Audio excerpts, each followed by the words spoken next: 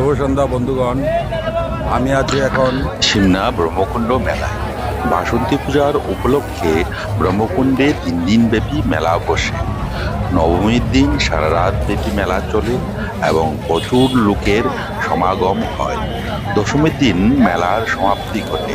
এখন আমরা বাসন্তী মা বা দুর্গা মাকে দর্শন করার জন্য চললাম।